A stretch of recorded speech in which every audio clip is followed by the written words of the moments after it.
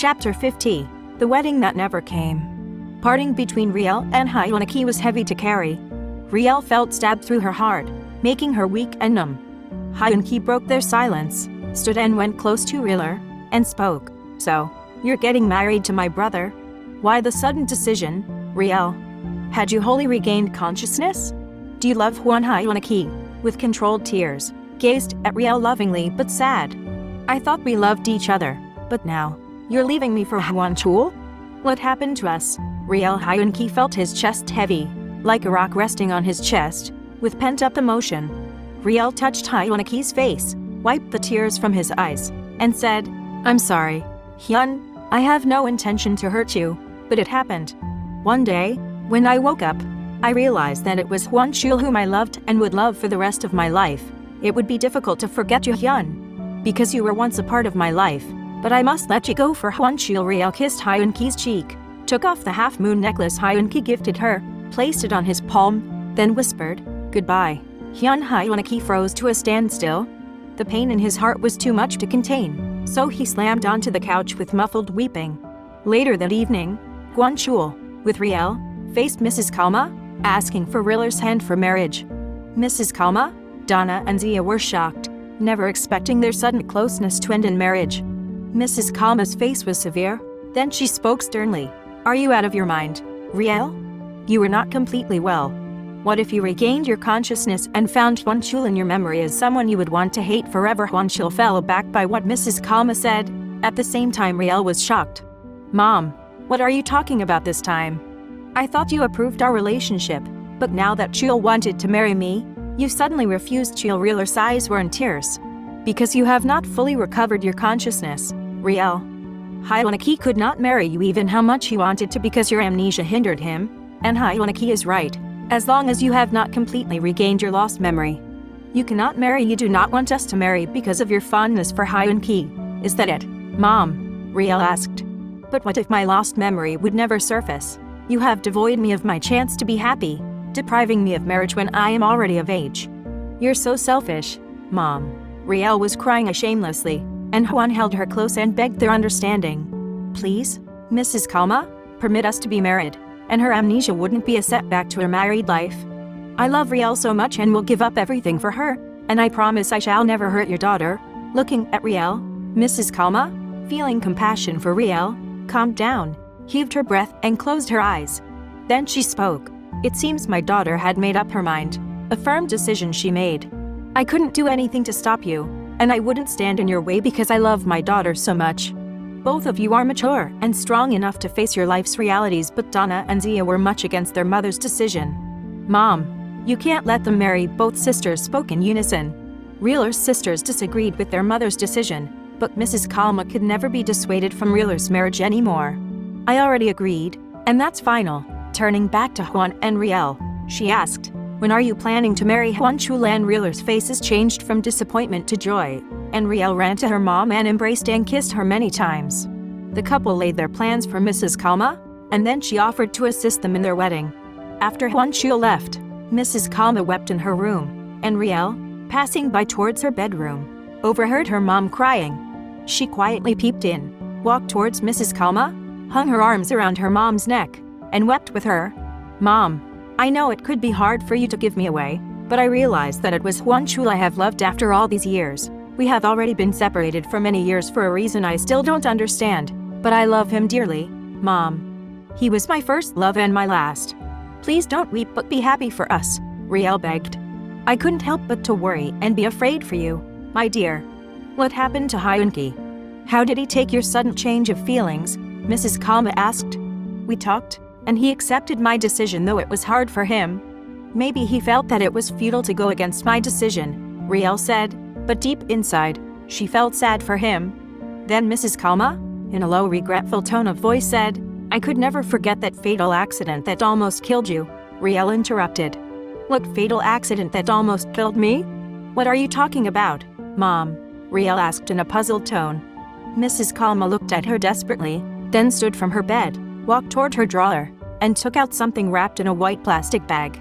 "I should have shown this to you long ago, but I am afraid that you will be more traumatized and might lose your sanity because of anguish." Mrs. Kalma observed Riel as Riel held the plastic bag and opened it slowly with a big question mark written on her face.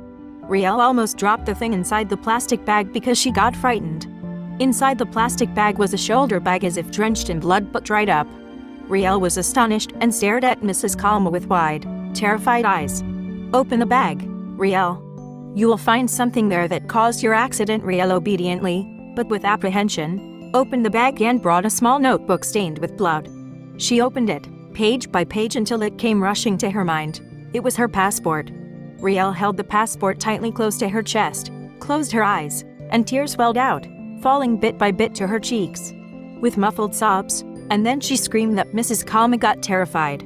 Upon hearing Rieler's loud cry, Donna and Zia were alarmed, so they rushed swiftly to their mother's bedroom. "What happened, Mom? Riel?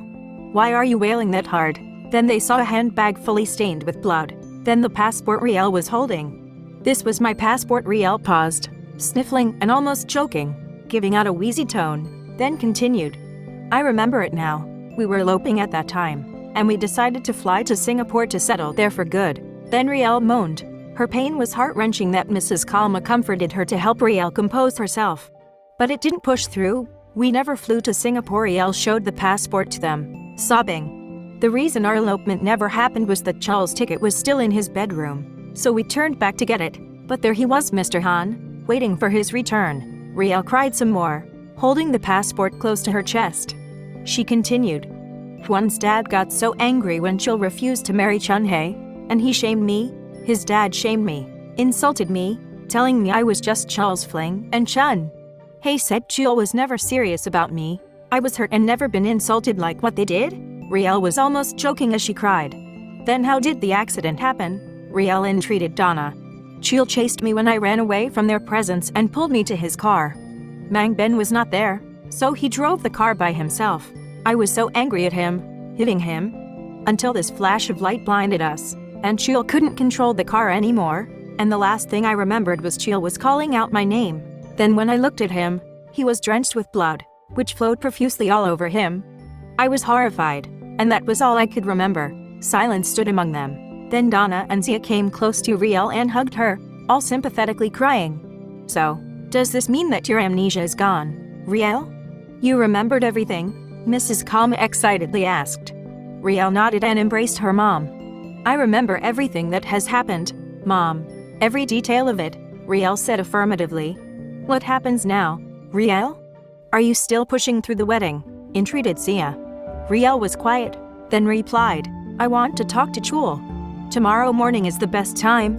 Zia cut Rieler's words. "You mean you are still pushing through the wedding despite what happened in their house and the accident? Please, leave things to me. I can decide independently, and I know what I am doing." "Just wait," Riel remarked confidently. Riel walked out of the room sniffling, the handbag and passport clutched in her arms.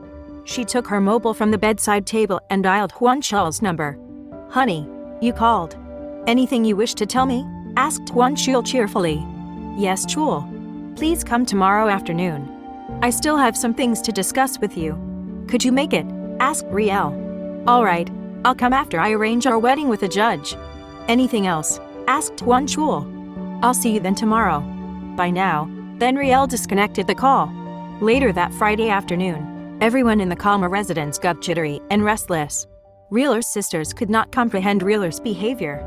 Riel was calm and in a good mood, but they sometimes heard her sniffling.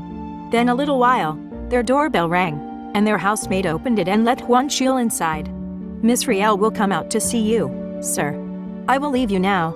And as the maid went inside, Riel appeared before him, smiling.